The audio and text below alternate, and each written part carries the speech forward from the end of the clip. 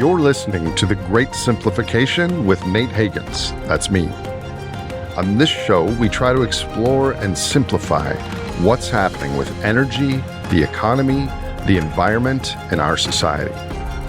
Together with scientists, experts, and leaders, this show is about understanding the bird's eye view of how everything fits together, where we go from here, and what we can do about it as a society and as individuals.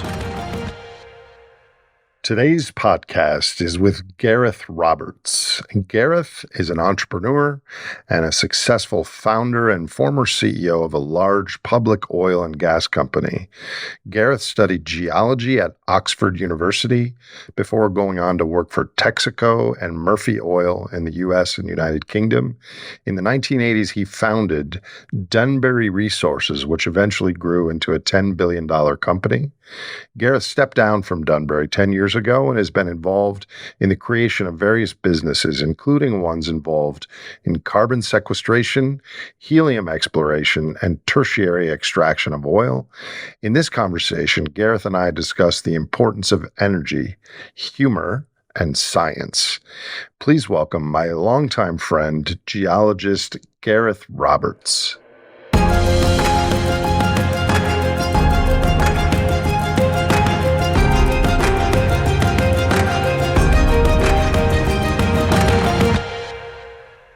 Hello, Gareth. Welcome. Hello. Great to see you, sir. All right. I think the last time I saw you in person was when you asked me to speak when you were CEO of Denbury Resources. And I made a slide and referred to you as King of the Dung Beetles. And I can't even remember why I did that. Probably because this was our symbol at the time. Oh, right. The scarab beetle is an Egyptian symbol that was a religious symbol because they thought it was the giver of life, because dung beetles would spring spontaneously out of dung. And they also believed that a giant dung beetle rolled the sun across the sky every day. We used it because our company at the time was basically being more efficient on the use of extraction of oil. We're using carbon dioxide, and so the dung beetle was an appropriate symbol for what we're doing, and it still is a good symbol for what the world should be doing, because we need to be efficient. Elephant dung is not a waste. It might be a waste product to an elephant, but it isn't to a dung beetle, and that's the sort of attitude we need to take to our resources. So I have a ton of questions for you, Gareth. Maybe you could just start out with a couple minutes of your background. How did you arrive at this place? Well, I was always interested in geology, geography, geomorphology as a kid, and then I got a chance to go to Oxford to study geology, and then I got to work, as it's 1970s, I got to work for an oil company for quite a few years. And then I started my own company, which started out being a conventional oil company, but doing dung beetle type things. But then got into carbon dioxide by pure chance, really. And we ended up building a very large company that built a lot of CO2 pipelines in the Gulf Coast region of the US. And then, as luck would have it, it became very useful to then take anthropogenic CO2 into that system. I left Denbury about 12 years ago now to actually try to do carbon sequestration actually in the North Sea. We put a company together to plan a very large clean coal plant and sequester the CO2 in a North Sea oil field. At the time, the British government was still undecided really what was going on with energy, and has made a lot of poor decisions that I'm sure they regret now. But they would have liked to have a clean coal plant, I think, right now generating power. But we were just ahead of our time. Since then, more governments around the world, and now, importantly, more corporations have gotten behind the idea of carbon capture. And so now it's become more of a mainstream issue, and that's what I'm working on at the moment. So I'm not particularly using my geological background at the moment. I'm just using my more of a sort of general professional background. Well, we're going to get into the energy and situation with oil and coal, et cetera. But you mentioned that you're a geologist, and I'm just wondering how, in the conversations you and I have had over the years, what's the difference between using geological long-term thinking versus our current short-term election cycle, news cycle, political timelines? Well, it's hugely different. I mean, yeah, I think in terms of a few thousand years of civilization, and what are we going to be like in another couple of thousand years? And from a geological point of view, those are just blink of an eye. People have a hard time understanding time, but also scale. The scale of the universe, or and so on. It's very difficult. I often use phrases that people don't relate to because I'm thinking of a completely different time frame. But I really do think we need to think longer term. So a lot of the politics of today are talking about 2030 or 2050. But are humans planning to be around in 1,000 years? 10,000 years. We need to have a look and see when we're thinking about those time frames, rather than overreacting to things that are happening today. And we need to understand probably a lot more about the way that the Earth functions, which it does over a longer period of time. And things happen on the Earth, natural things happen that are a threat to humans, a lot of which we've not seen yet, but will happen if we're around long enough. So we have a basic problem communicating, not just as geologists but as scientists. I mean, for example, we would often, if we're just talking socially, we'd say glacial, meaning something that happens very slowly. But in geological terms, a glacial is one of the fastest processes that we have. It just can be confusing. I think we do need to start having a longer term viewpoint of the world, as well as just a short term one. And that's really what we wanted to talk about today, was what is the role of all of these components? And particularly with my background, I know a lot about fossil fuels. And I particularly wanted to make the point that, all right, we can't just stop using fossil fuels. They've been an enormous benefit to humanity to this point. And I know, Nate, that you have spent a lot of time trying to educate people on how fossil fuels have gotten us to this point. And it is shocking, really, how little people who've been around for 30 years know about energy and where it comes from. So, just one comment there on your geology background. When I was in college, they called geology rocks for jocks. It was like a class that people would take that wasn't that difficult or important, at least the intro one. And now, like 30 years later, I look back, I'm like, oh, dang, I wish I would have taken that. I never took a class in geology. No. But I wonder if taking geology, just the fact that you would take a college course in geology, allows you to imagine deep time backwards and forwards better than someone who didn't take it. Does it prime you a little bit to look at the world differently?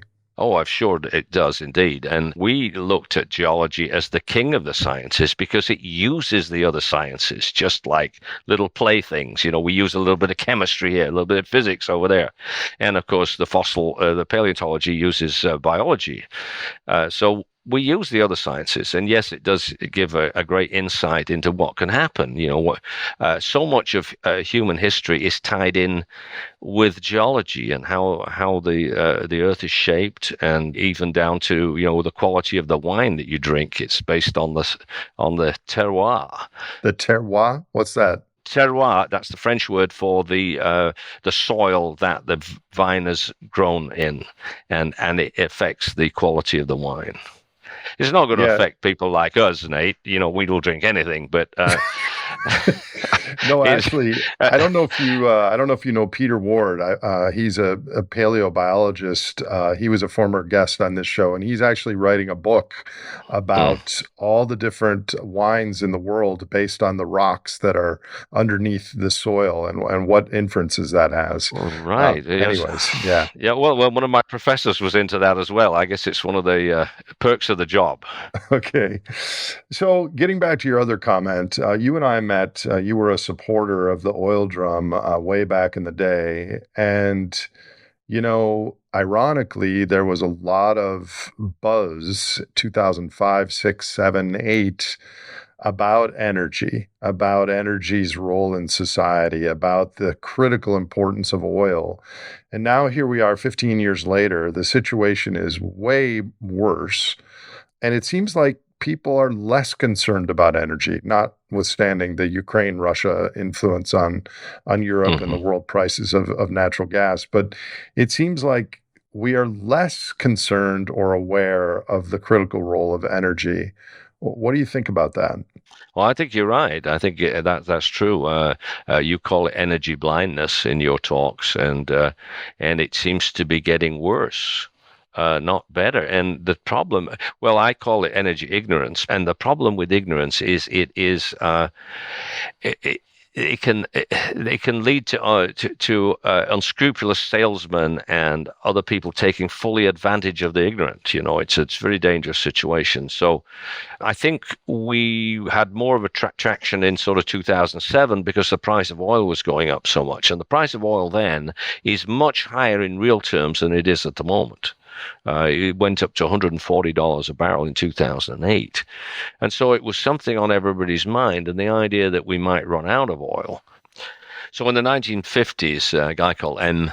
King Hubbard, who's a geophysicist, came up with a depletion curve for oil and gas provinces, and particularly the United States, which went through a rapid increase in production and then gradually peaked in the 1960s and then declined.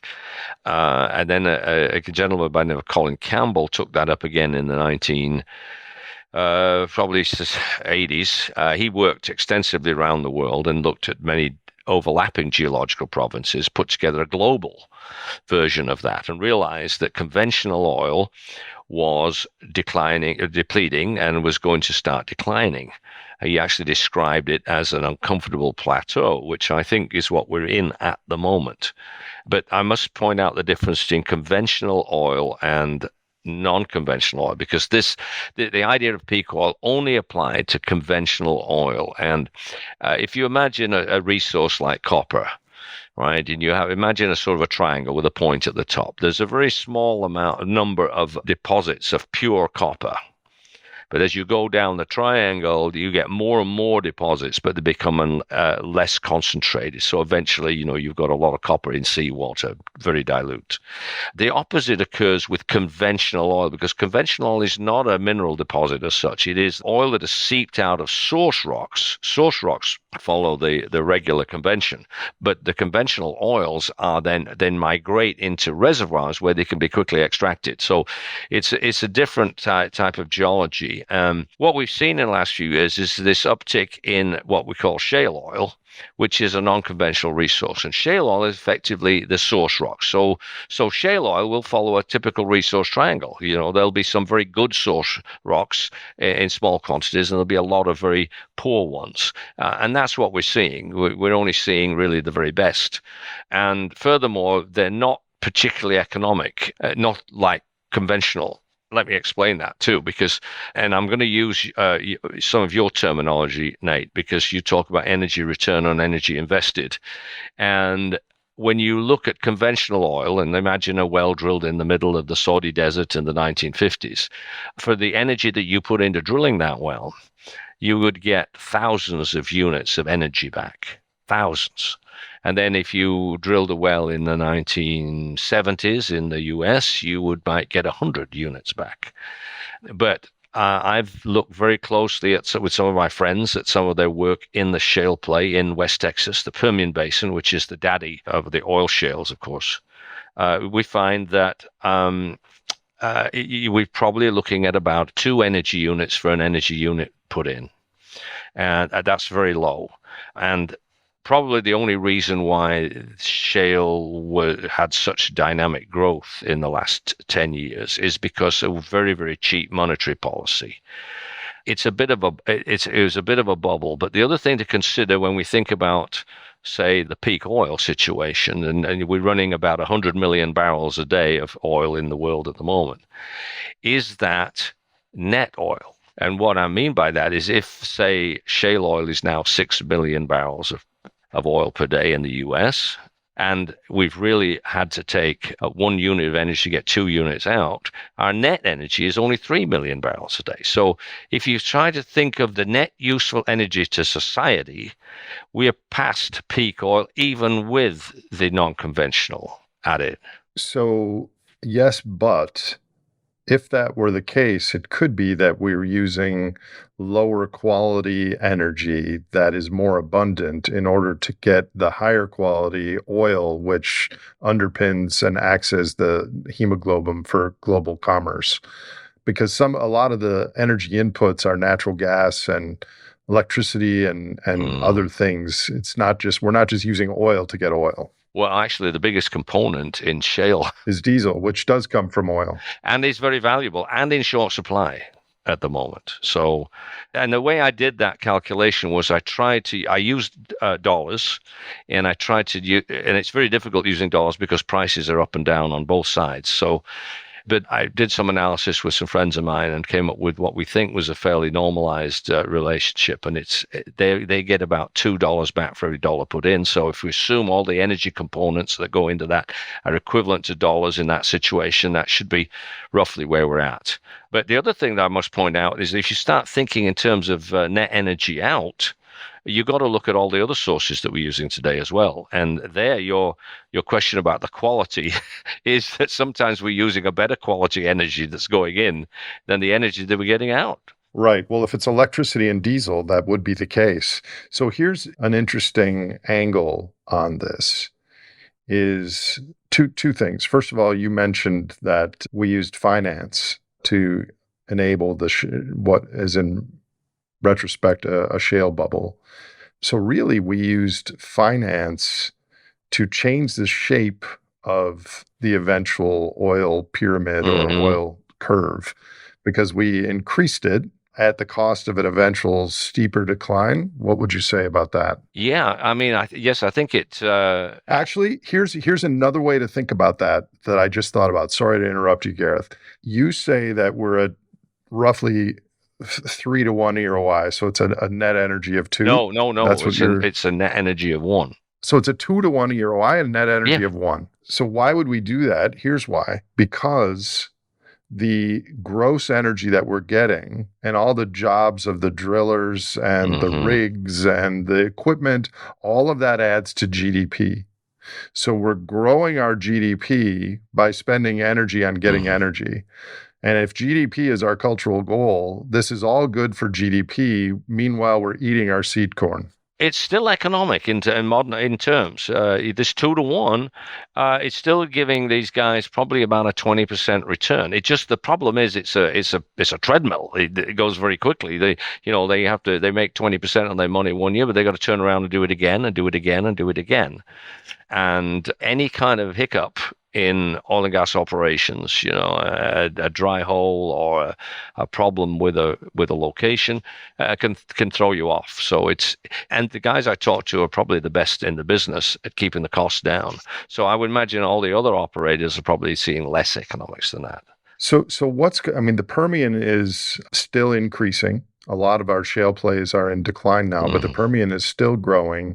But how do you relate this to your copper example, where we started out with pure copper, and at the bottom of the pyramid, it's tiny molecules of copper in diluted in seawater? How is that in the shale example?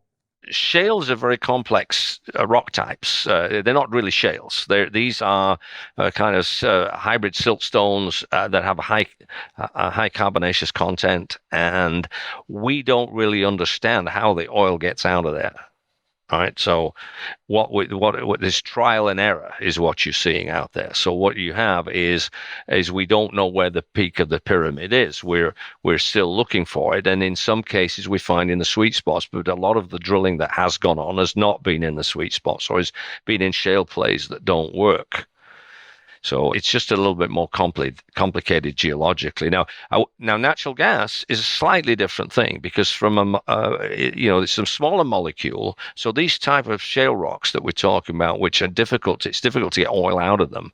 It's easier to get natural gas out of them. So natural gas has got more of a future now, I think, than oil does. And natural gas is going to be a vital component of energy in the next few years globally. So it needs to become a global commodity. More and more LNG facilities need to be built. And we do have some stranded conventional reserves of natural gas that can be utilized. And, and the question is, how can we utilize that quickly, and what's the best way to utilize it? Okay, I'm gonna fire some possibly naive questions at you that are popping into my head. How much natural gas production in the United States comes as a byproduct of oil drilling, and how much oil comes as a byproduct of natural gas drilling? Well, quite a lot. So in the case of the Permian Basin, although their largest product is oil, close behind it is natural gas, because these are actually reservoirs that are almost natural gas reservoirs. That's why they're able to produce this oil. If it was just oil in there, it would never come out. So what you see is, as time goes by, which these wells are produced longer, they produce more gas relative to oil. So it's a significant portion. It's I don't know the exact number, but it's probably 30 or 40% of the hydrocarbons that come out of a Permian well are natural gas. Right. So what's happened with the evolution of technology in fracking?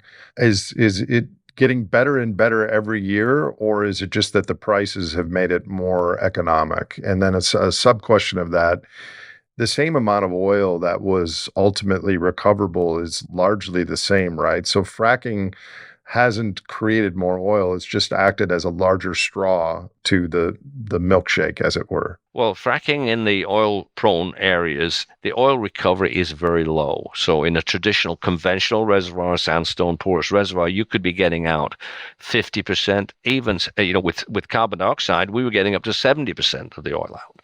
But in a non-conventional shale siltstone, you're only getting 5 to 10% of it out. What happens to the rest of the oil? Just sits there? It stays in the rock, and you can't get it out. It's just. And could we could we use CO2 or tertiary recovery to get more out of the shale? Yes, you could. Yes, you could. You could produce CO2. We don't know it at the moment. It's one of my projects back there in the file. So, yeah, you could do it. That's not been tried yet. Obviously, using CO2 to get more oil out of an existing well means you don't have to drill a new well. You're already at a brownfield site. What's a brownfield site? One that's already been industrialized. So a greenfield site is a nice green field where you decide to drill a well. A brownfield site is where you've already got industrial activity, drill oil wells or refinery, whatever. And so it makes sense to utilize brownfield sites first, if you can. So I saw an aerial view last week of Midland, Texas. It seems like they are surrounded by brownfield sites. Well, yeah, the whole countryside is brown, probably because it's partly desert. They have a couple of trees in Midland. They keep them Yeah. so the kids can see them. So getting back to the core question here, how do you now, putting together conventional oil, unconventional oil, how do you see the United States and global peak oil story circa 2022? Well, the problem we have at the moment is there's not a lot of reinvestment going into it. So it's clearly going to decline. And because of the factors that I mentioned, the net oil that we get, the surplus oil that we get and we can use, is going to be less. But if you think but oil is not going to be around forever and ever. It's a finite resource, as is natural gas, although I said there's a bit more of that kicking around. But so what's going to happen in 100 years? What's going to happen in 1,000 years? Now, the thing that's valuable about oil is this carbon bond that's in it. And from that, we manufacture so many useful products, even today. We do. But in the future, this oil is going to be so valuable for those specialist chemicals that allow humans to have the sort of lives that we need, that it's really tragic that we just burn it today for heat. So in 100 years, or possibly 1,000 years, they will look back on our generation as some of the most profligate people that have ever lived. And not only that, we're completely inefficient as well. So, and just on top of that, but we're just burning the stuff up. And I say it's like burning antique furniture for firewood. it shouldn't be. We shouldn't do it, but we've got to this point, and so I think we're all in agreement that we want to use less. I'm saying that not because there's something really evil about it. It's just that we need to preserve a resource, sensibly for the next 10 generations or so. So that's my position on long-term oil. Well, I meant okay. Well, let me ask you a follow up to that, and then I'll get back to the peak oil question. You are among many people that have studied and worked in geology that have said something similar to me, that potentially the best use of fossil hydrocarbons isn't the burning and ignition, but the chemical compounds. Can you just give a 1 minute example of some of the key things that we get from hydrocarbons? Well, fertilizers. Fertilizers are created by the Haber-Bosch process, which is from natural gas, but it's fixing the nitrogen in the air. And something like 60% of the nitrogen in our bodies has been fixed by the Haber-Bosch process.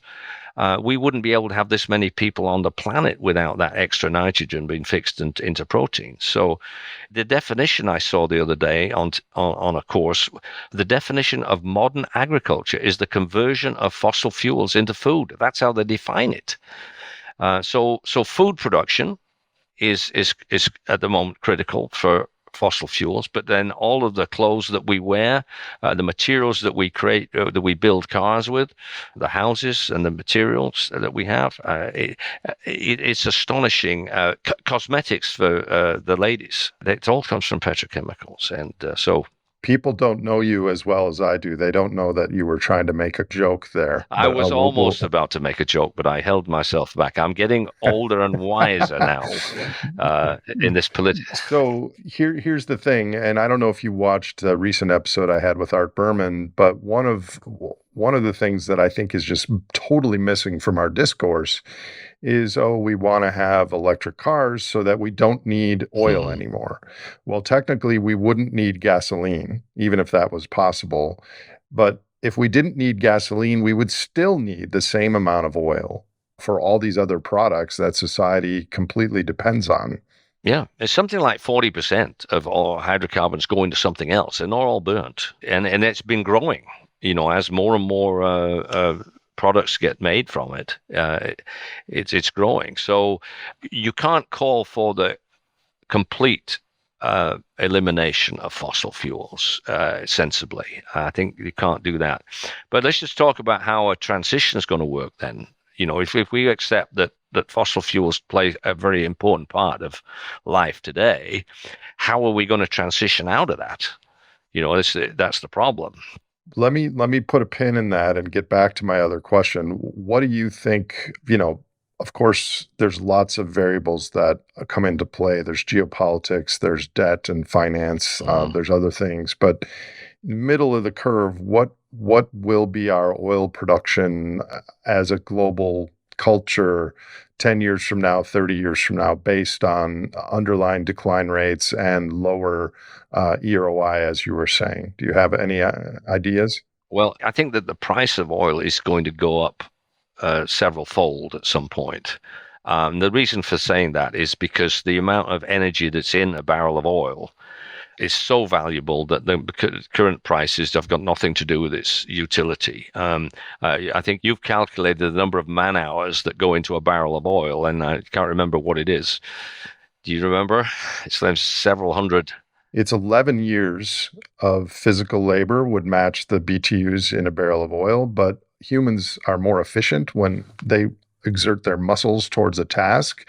So if you account for that efficiency, it ends up being 4.5 years of human labor to equal 1 barrel of oil. So as long as oil is available, it will be utilized because of that fact. And we could stand that to be a lot more expensive in terms of dollars or another currency. At $1,000 a barrel, it's a frickin' bargain. Absolutely, it is. So I expect the price of oil will go up. And when the price of oil goes up, then it means that even some of this very marginally economic energy return on energy investment, it's still a positive return. And so I think the world will find ways to get out what it needs.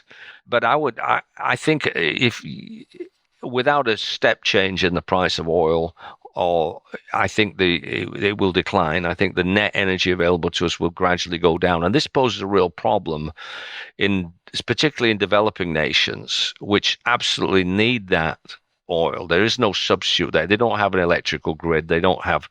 There's this is. There almost needs to be some kind of understanding that we need to make sure that these developing countries get some fossil fuels, which is sort of the opposite of the current thinking. But if you look at the current crisis in Europe, what's happened is Germany bought up all the LNG cargoes that are going, and places like Pakistan and Bangladesh, although they don't use very much, they got none at all. So it's a bit of a problem. And it's going to get to be a much bigger problem, I fear. It is. Because oil at $400 a barrel, wealthy nations would struggle, but they would be able to manage that with some rationing and other things that would just destroy some of the global south if they either had to pay that or couldn't access it at all. So what we've been talking about with energy blindness is this blindness to the idea that these fossil fuels are very precious, and they need to be doled out to everybody that needs them. It can't just be shut off. It's more critical than that.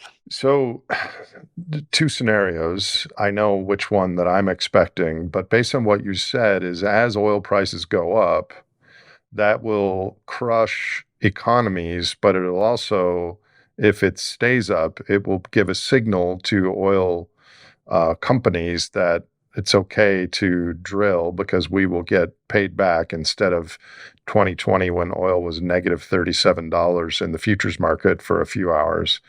So we could continue to grow the gross energy that we extract, even at the same time that the net energy declines. And it's just the maw of the global superorganism that we end up spending 15 or 20% or even more of our total energy on energy.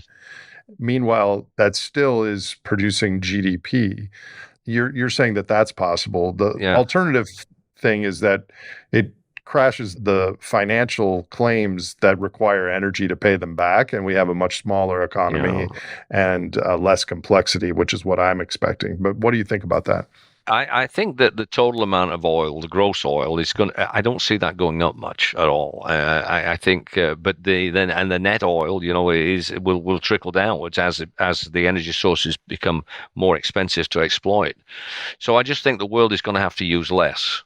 Inevitably, it's going to be less, and I think we've got to be massively more efficient in the way we use energy. We're extremely wasteful at the moment, so I don't see that as a real problem. But if we become massively more efficient in today's culture that has GDP as a cultural goal and financial profits as an objective, that efficiency, the gains from new efficiency, will just be funneled back into that model, right? But in terms of the dollars that get sucked out for our energy bill, if you like, that won't go up if we're more efficient. So it shouldn't affect the sort of type of world that we're used to. If our efficiency can match the real increase in the price of the energy that's going to happen. But we're talking about oil and gas here. Now, if you start talking about other energy sources as well, then because that's now becoming such a bigger part of the mix in some countries that we have to start taking that into account. What's the situation with it? Like what? Well, if you look at wind power, for example, has been put in. Unfortunately, that wind power has been put in using fossil fuel energy that is our surplus at the moment that we're using. And what we are not really calculating, and I'm generalizing here because some wind installations are more efficient than others, but generally speaking, the net energy output of wind is a lot less than people think. People are thinking of the gross output, but they're not thinking about the energy that went into making the windmill in the first place. And they're certainly not thinking about the energy that's going to be needed to build the replacement windmill in the future. So, and these numbers are very low. They're even lower than some of these shale wells in some cases. So I fear that the wind people are not understanding the relative value of fossil fuels relative to the wind. That last sentence, I would totally agree with. The rest, I did my PhD thesis on EROI, Mm, as you know, and I just think it's a blunt instrument at best because you can come up with almost any mhm. number you want depending on the boundaries of Yeah. analysis. So I think net energy is one of the most important topics that our Mhm. culture doesn't understand. We have to spend energy to get energy, and what's left over is what powers society. But then using EROI as a Yeah, fine yeah. tool to analyze things, it's fraught with peril. I read 6 papers trying to come up with this net energy. It's a great concept to sort of talk about between us, but when you start getting Yeah, into the details and scientific rigor to it, yeah, it's very complex and difficult to do. But I yeah, think for that sure. people can understand the general idea. Okay, we need to put energy into something that then makes energy, and there's a surplus amount of energy, and of course, as all through humanity, we the surplus energy is what's created civilization. So when we started using draft animals, the draft animal contributed to the surplus energy of the society. So they were able to then develop art and other things other than just going out and killing your dinner every day, right? So and then we had fossil fuels come in, we had coal come in, and that added to the surplus of society. And we've had this this oil and gas for the last 100 years that have made this tremendous difference. So it's the surplus that creates civilization. And so everybody needs to understand that we need to create an energy surplus, and then we can use that to create our society. And here's the other thing that I don't think people understand is that creating more money doesn't create more energy surplus. Not unless it's combustible paper money.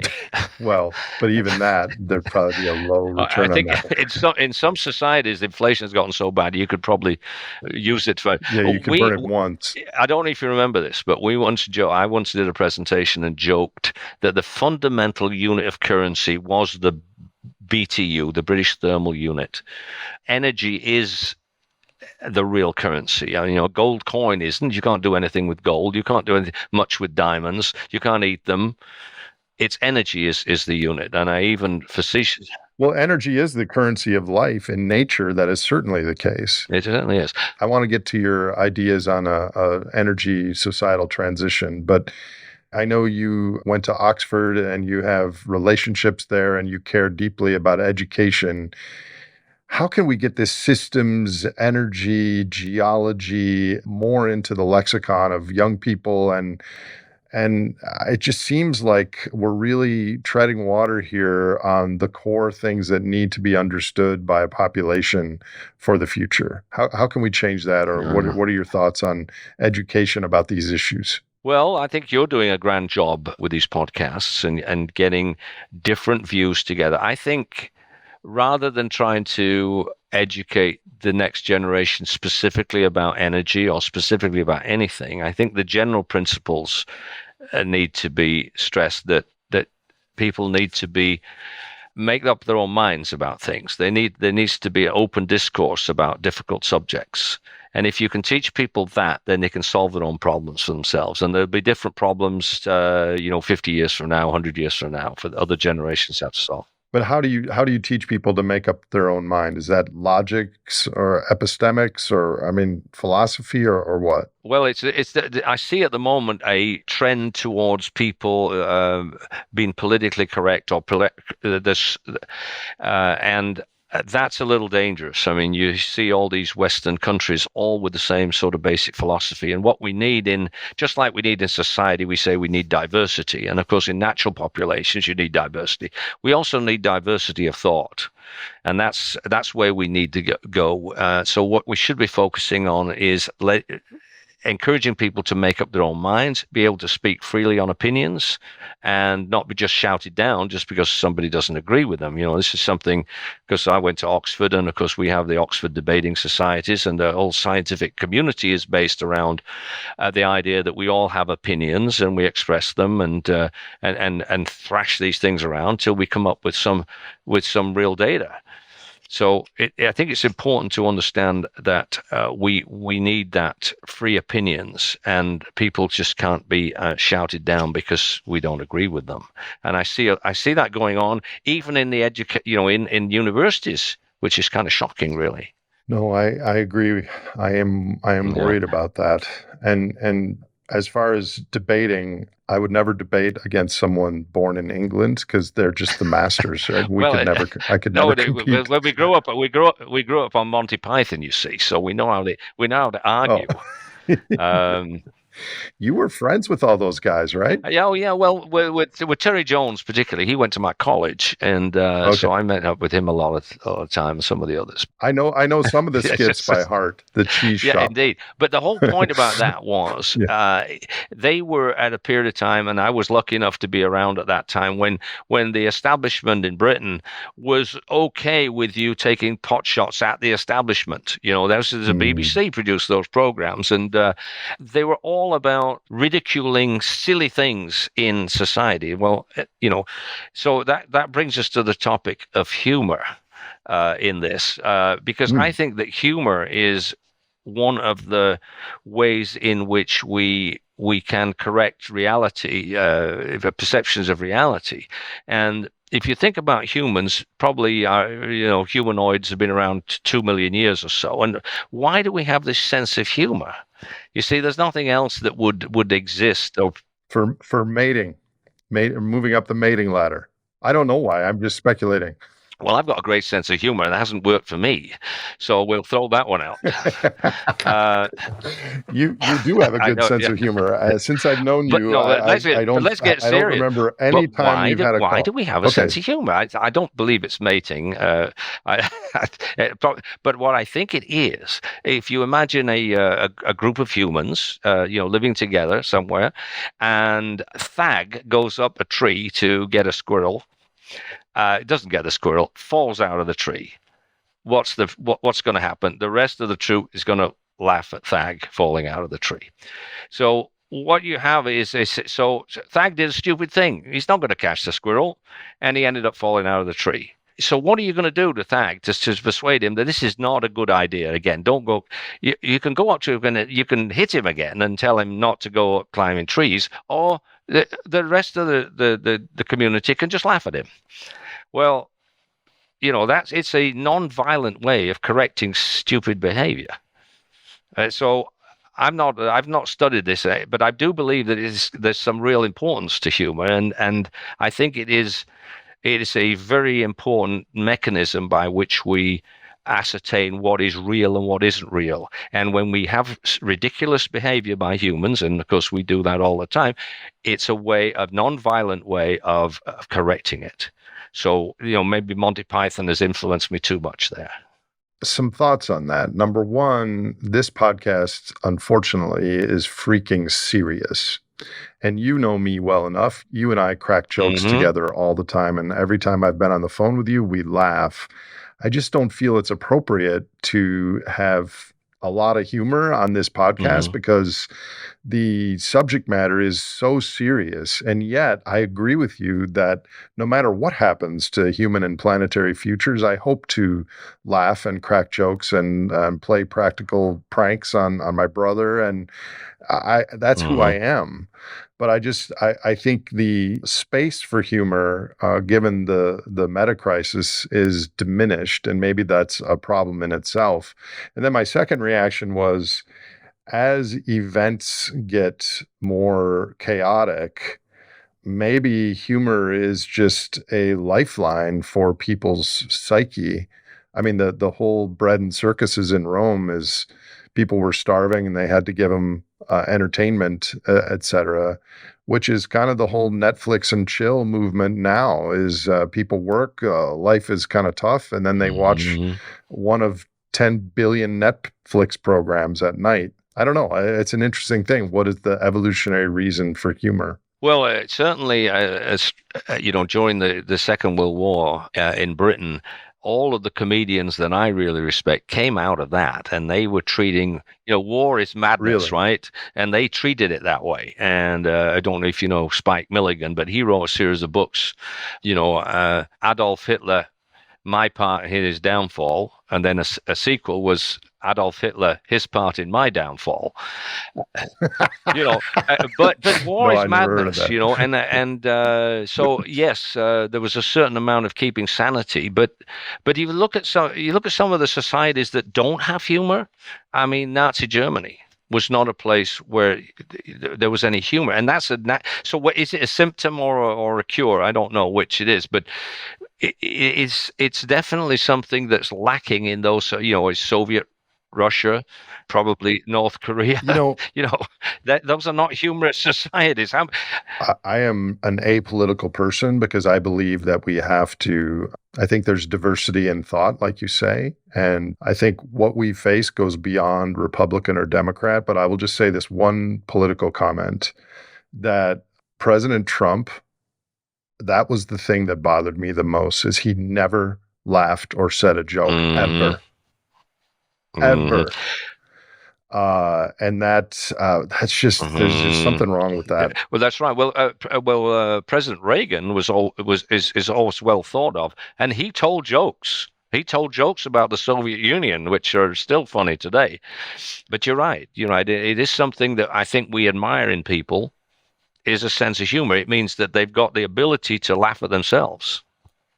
Somewhat, which you have to have that, surely. But some of these people, and you named one of them, doesn't have that ability to laugh at himself. So it's a dangerous characteristic. And so anyway, so I think we've gone too much about humor there, but I do think that we'll just say that I hope humor depletes less steeply than oil.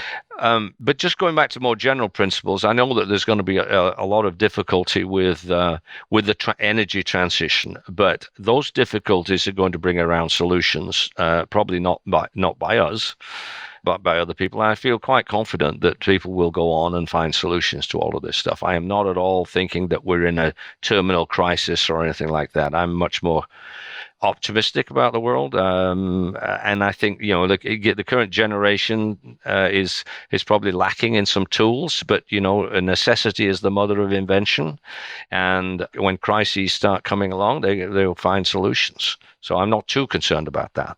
So as oil declines and we peak and decline, but we still have plenty of oil, how do you see culture? What does the energy transition look like in the next 30 years to you, like kind of the middle of your distribution? Well, I might be banging my own drum here, but I'm working right now on using natural gas, burning it in oxygen, which gives you two byproducts, which is CO2 and water, because the water condenses out and it's pure water. And then the CO2 is sequestered. It's something that I know about because of my background in geology. We can put that in the ground safely. As we did for many years, we put it into old oil reservoirs. So we can still do that today as well.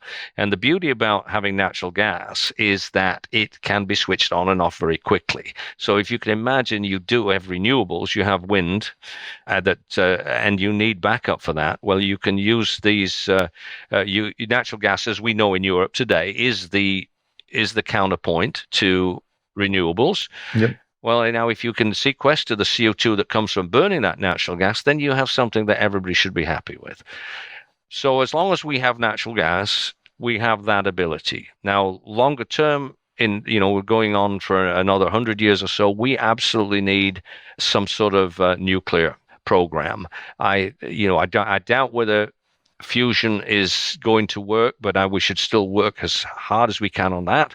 But there are fission reactions that can be put together. We've been using 1960s technology for a long time here. Let's get with it. And unfortunately, the amount of money that is being spent on real nuclear research is tiny compared with all the money that we're spending on everything else. So that needs to be changed. And there are very safe cycles that can be created. They're not as, we're using the simplest and most inefficient uranium cycle at the moment. And we create plutonium with it. We don't want to create plutonium with these reactors. That's just not a good thing. Let's get some reactions put together that don't do that. Let's make them small enough so we can drop them into Bangladesh, give them a source of power. They're not going to need anywhere near the amount of power that we think society needs today, but they need some. and let's do that. But the other thing I would say is that these arbitrary timescales for net zero, not possible in my view, and actually damaging, because what they're doing is a lot of people who know a little bit about this stuff realize that it's not possible to go net zero by 2030 or 2050, and therefore they ignore it. So you're having it's not helpful to put out arbitrary timescales when you don't really understand what's involved. I mean, you mentioned earlier the electrification required to replace gasoline as a transportation fuel. It is a massive, massive undertaking. It's not possible. There isn't enough copper. There's not enough batteries. And these things are not environmentally friendly to begin with. We've got to start looking more at all environmental issues, not just CO2 emissions. I'm more of a fundamental environmentalist when it comes to habitat preservation, basic efficiency that we're talking about. We're a disposable society. These plastic.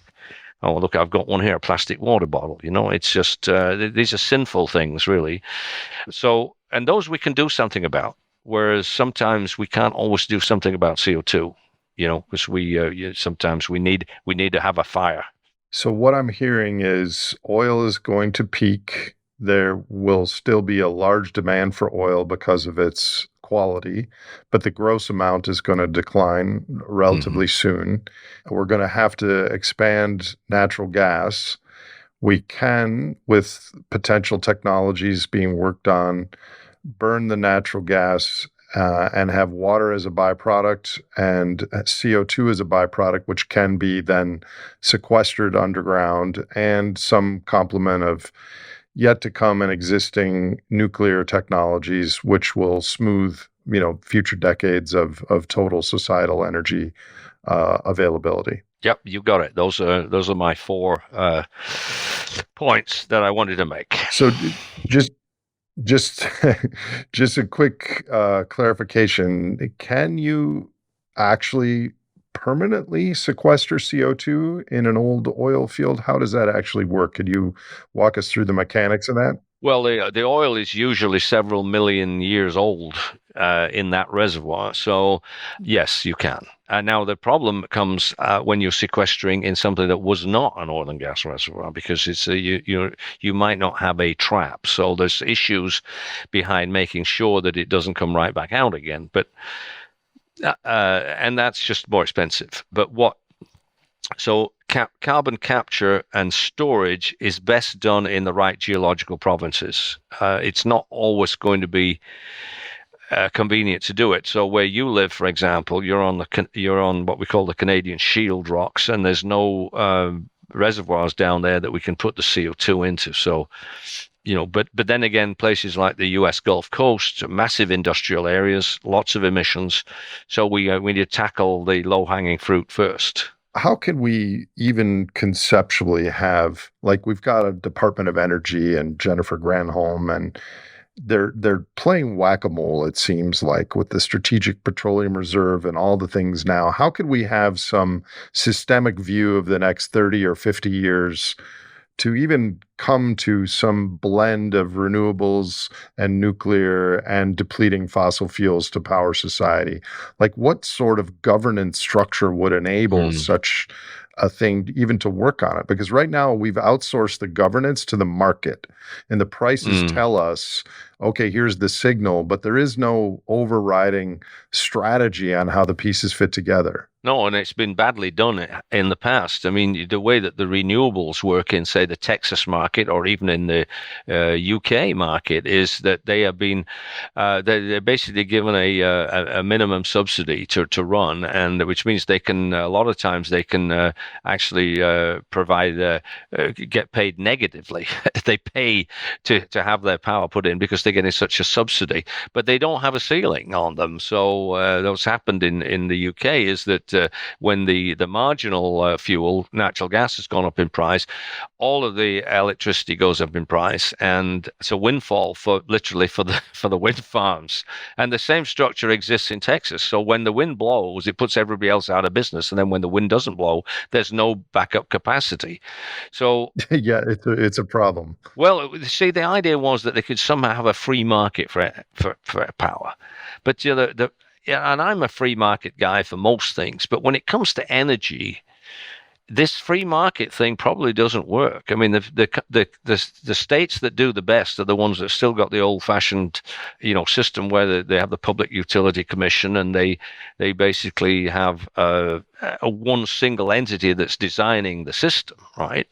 And they can then design it to work. But when you have a bunch of disparate groups all throwing this energy into the grid, and then all of a sudden you have a spectacular failure, it has to be redone, I think.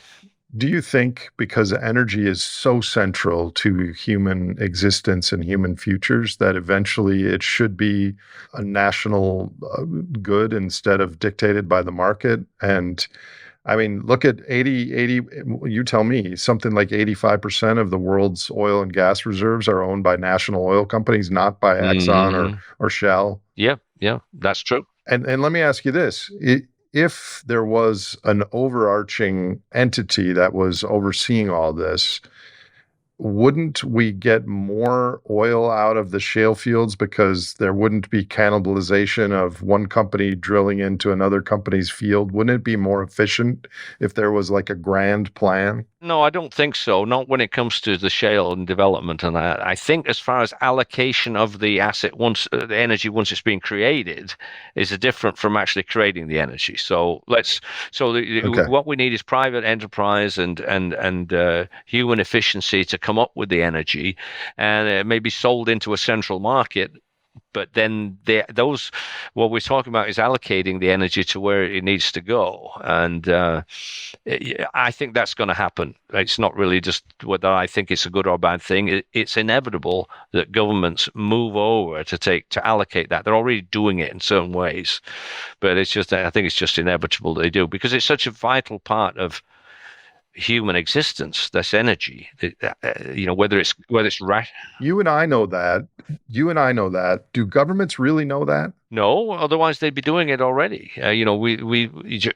Imagine during the wars when they were rationing gasoline. That's the sort of thing that you're probably looking at. So rather than let's say oil went to $1,000 a barrel, and the government would say that's just not acceptable. We're not doing that.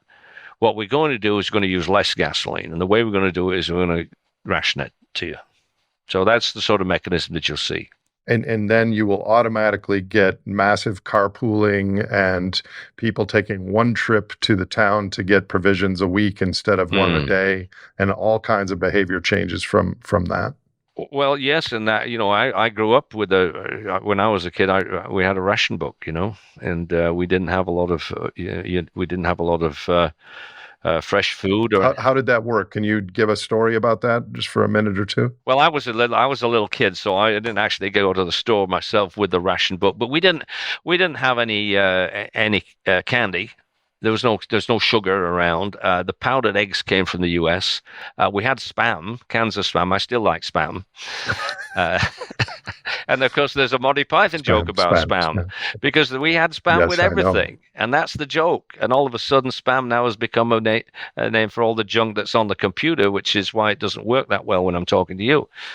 And we didn't have proper coffee. We had chicory coffee, which is a sort of liquid, and they still use that in New Orleans. So I do like New Orleans coffee because they have chicory in it. But we didn't have much. But you can survive on so much less, and I'm actually trying to do that a little bit myself now. I've kind of gotten rid of the big house, and I'm astonished at how much waste a single person produces. It is embarrassing, and it is embarrassing.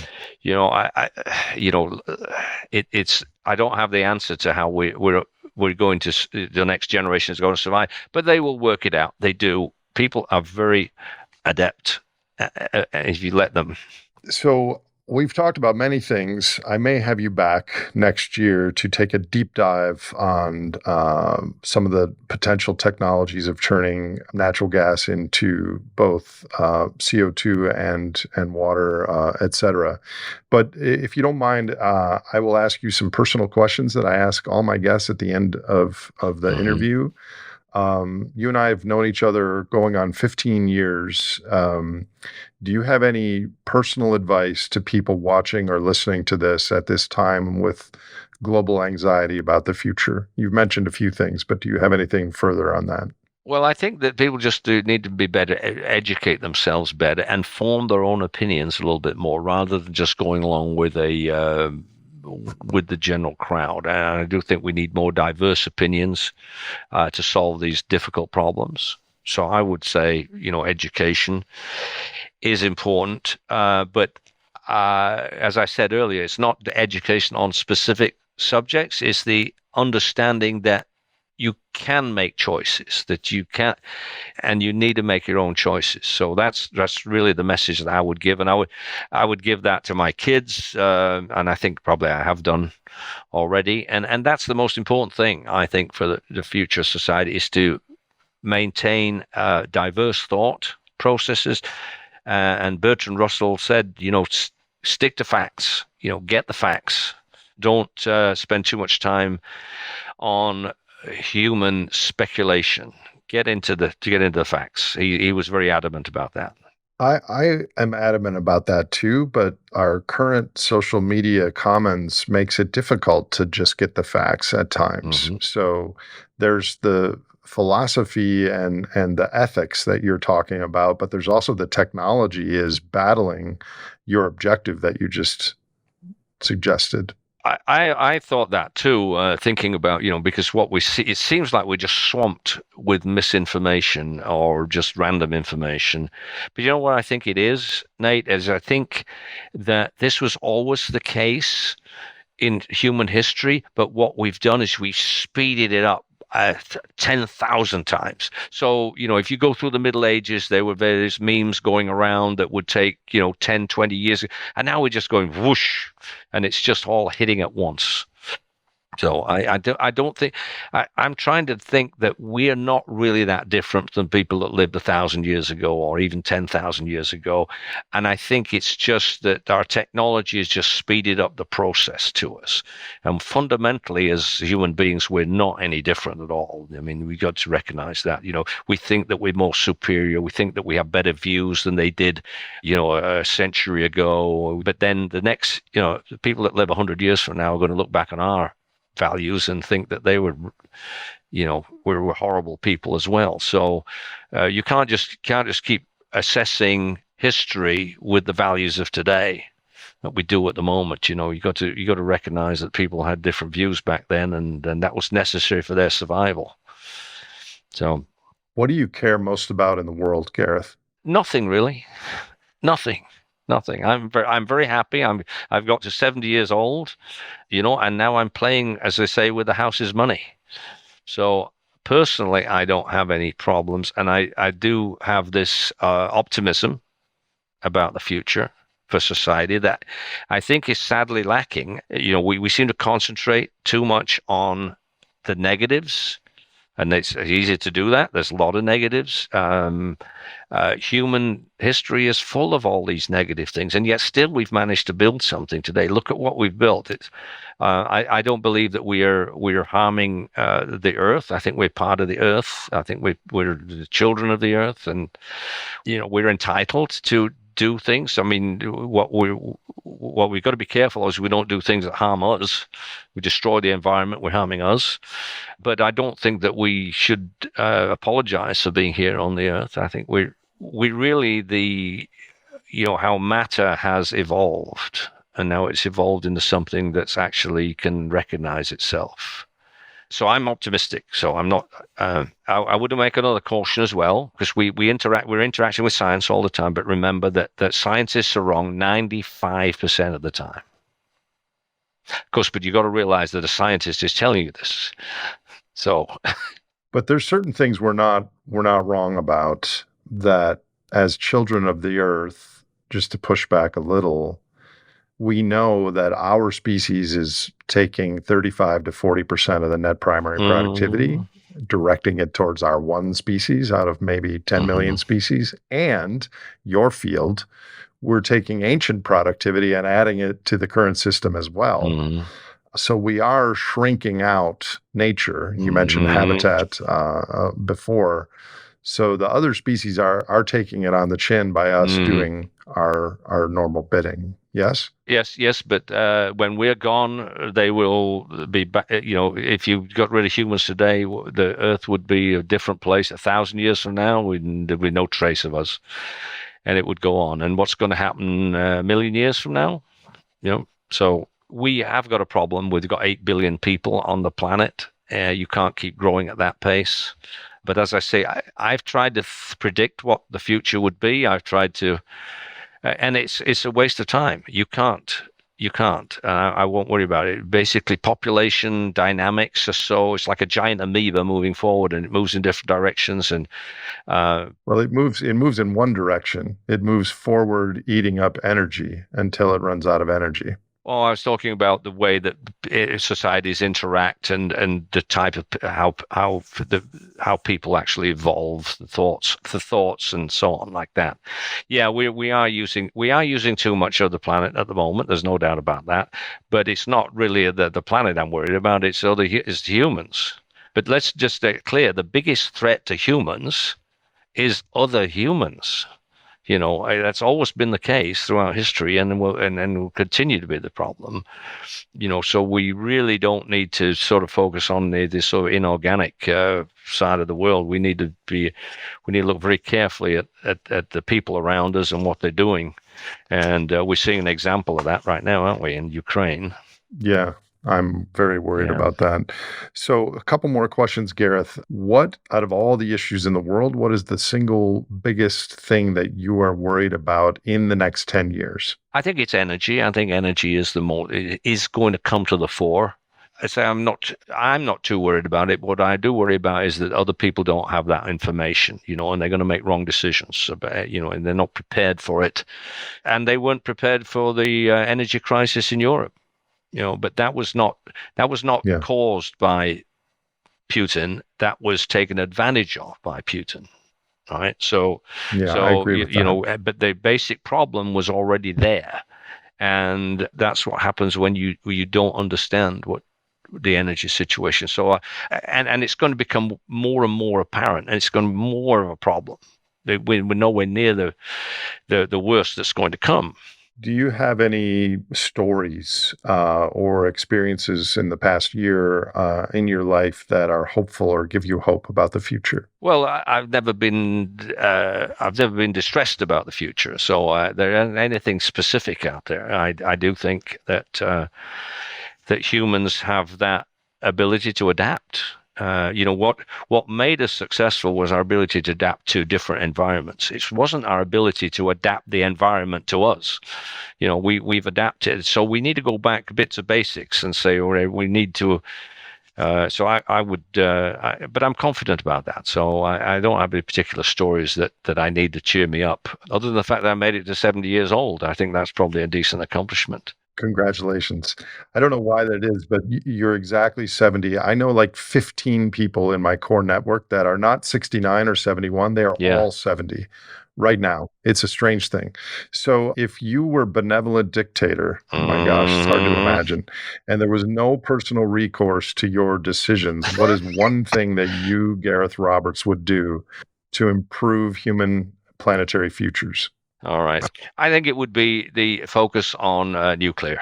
I would start that process. I would get going on that one, and I wouldn't.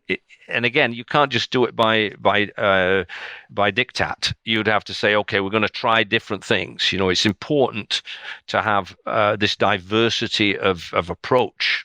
and let's find out what works. I mean, you have to look at this empirically. You have to try what works. So, but how would that actually mechanically work if you were benevolent dictator and you said we need to expand what we're doing in nuclear? Like what would that look like? Well, you'd have like subsidies no, I think governments have to just do it. I think governments have to pay for it. But you could have a sort of a competition amongst these different groups. It takes real money to do that. And you're looking at sort of 20, 30 years of expenditure. So it's a massive amount of society's current energy surplus to be taken away and put into that. So what I worry about that's the problem I have with all of these renewable energy or alternative energy scenarios is for us to invest that amount of energy surplus, we have to take it away from the shopping centers and hospitals and universities and NASCARs and Disneylands or somewhere in society that's using it now. Well, if you imagine there's 1 million of us and we're sitting in a big field and we've all got shovels and we decide that nuclear now is the best option. How do you build that? You can't. You only build it because you have a surplus of energy, and that surplus of energy came from fossil fuels. Even the fuels even the power that we're getting from windmills and solar is still coming today from fossil fuels because we haven't replaced their energy with their own energy yet.